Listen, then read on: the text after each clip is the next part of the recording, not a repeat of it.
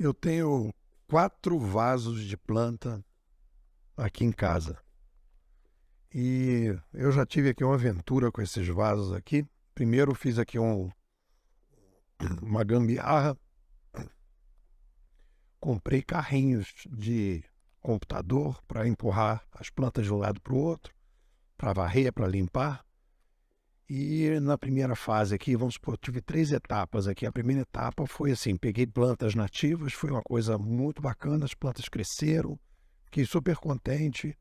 Elas subiram, botei pro lado de fora, assim, fez assim, uma espécie assim de mata atlântica na frente da minha casa, né? E aí um dia até viajei, o vizinho aqui do lado molhou as plantas para mim, e foi super legal. Até um vizinho reclamar, dizendo que não era legal botar as plantas para fora, e aí eu recolhi as plantas todas e botei para dentro de casa. Não sei se eu estranhei, elas estranharam, eu estranhei, e aí eu não sei se molhei demais, eu sei que elas simplesmente morreram. Aí depois fiz várias tentativas para voltar, não consegui, e agora fui lá no horto, que tem um horto aqui do Orlando e da Cida, muito bacaninha aqui, entre 2 prédios, e comprei 4 plantas. Deixei de fazer exploração de mato e comprei as plantas. E estou aqui me relacionando. Encontrei aqui o que eu chamo o filósofo Vicente, que é um senhor que cuida de um jardim enorme, de uma posada, e eu aprendi com ele que a gente tem que se relacionar com as plantas, né? Então eu não fico molhando a partir de uma rotina, eu estou olhando para elas, olhando para a terra e molhando. Porque o grande problema é a quantidade de água que você vai botar para evitar que elas apodreçam. Muito bem. O que tem a ver isso com inovação, né? Pô, tem a ver com o seguinte, eu acho que até as 4 plantas podem simbolizar, né, o que eu estou colocando nesse artigo dos cachorrinhos. A gente acredita, da mesma maneira que a gente às vezes talvez acredite que a gente manda nas plantas, a gente não manda nas plantas, a gente se relaciona com as plantas. Tem uma fantasia de que nós controlamos totalmente nós mesmos, né? A gente tem um controle total sobre a gente. E na verdade, a nossa mente, e vamos falar da mente, né? A nossa mente, a gente aprende a se relacionar com ela. E esse aprendizado do relacionamento com a mente tem uma coisa que é interessante e tem a ver com as plantas. E tem uma frase nesse artigo que eu acho que a gente coloca. Vamos ver ela aqui. Botei assim, abre aspas para o Nepô. A mente é como um vaso de planta e boa parte das que estão ali não foi você que plantou, né? O que podemos fazer é nos relacionar com a nossa mente e não mandar nela. A gente não controla, a gente precisa aprender, né? E aprender que os vasos foram plantados. Os sapiens, eu estava até ontem, a gente fez uma live interna aqui da escola, que as pessoas estão falando de inteligência artificial, né? Eu diria que a inteligência sempre foi artificial, né? A gente tem que dar um outro nome para isso que a gente está chamando de inteligência artificial, porque a inteligência do sapiens sempre foi artificial.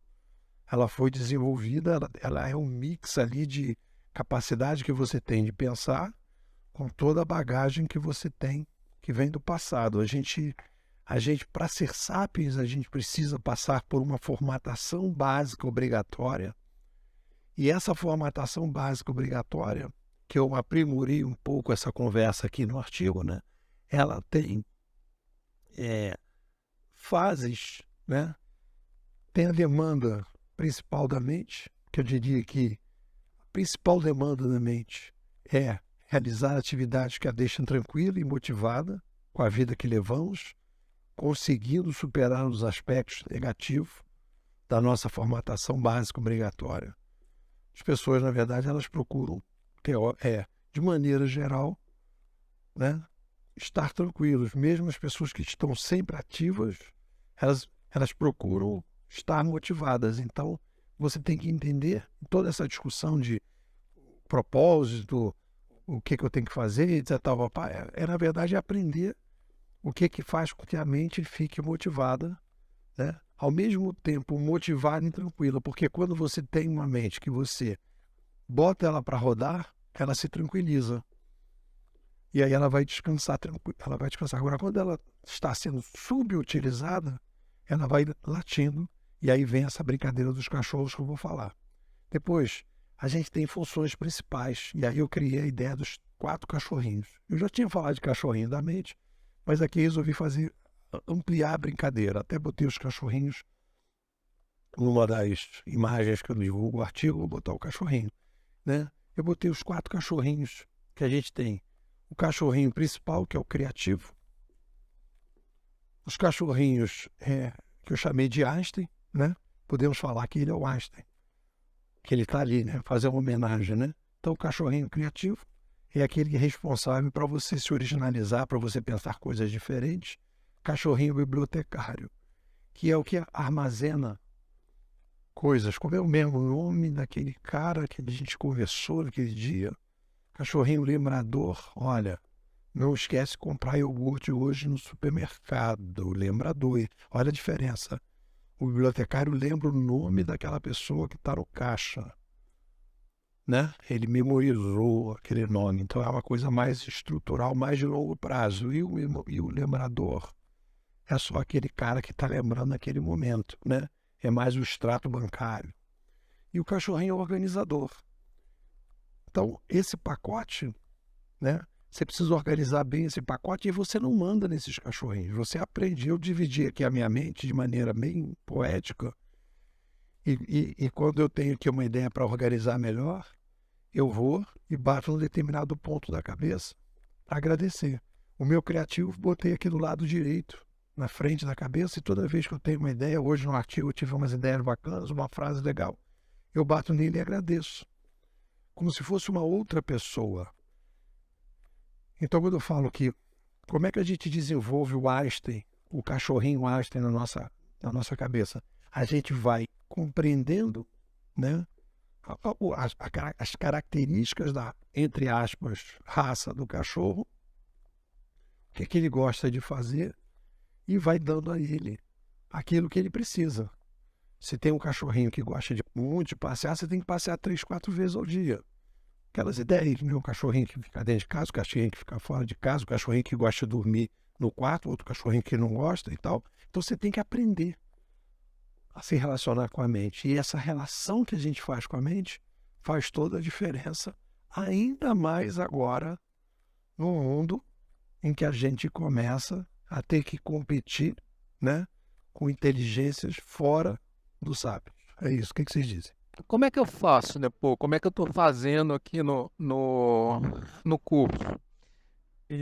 O tempo que eu tenho, que eu dedico aqui ao Bimodais, é de manhã, quando eu estou indo para o trabalho, no carro, eu coloco os áudios que você posta e vou ouvindo. Esse, para mim, é o melhor horário, é onde eu estou ali quase que no estado de meditação, e já te explico por quê. Uma das minhas graduações foi em filosofia, né? E foi o período acadêmico, eu diria que talvez eu tenha mais me deliciado, mais do que engenharia, mais até do que o meu mestrado. Filosofia foi um deleite total. Foi muito bom ter feito o curso de filosofia na UNB. E eu vejo, como é que eu vejo o seu curso? Vejo os seus áudios, o que você posta, praticamente como uma filosofia, uma psicologia, um misto das duas coisas da inovação. Então, eu aproveito por aí, né? Assim, esse é o aprendizado que eu tenho e é onde eu me delicio com os áudios, né? Ver você trabalhando essa questão da filosofia e da psicologia mesmo do inovador. E é por aí que eu viajo. Então, isso no meu dia a dia, eu diria, do meu trabalho, não tem uma aplicação imediata, prática, mas isso serve como um background que eu vou formando, que eu vou criando para mim, que vai me dando subsídio para a vida e para o trabalho. Então é assim que eu vejo.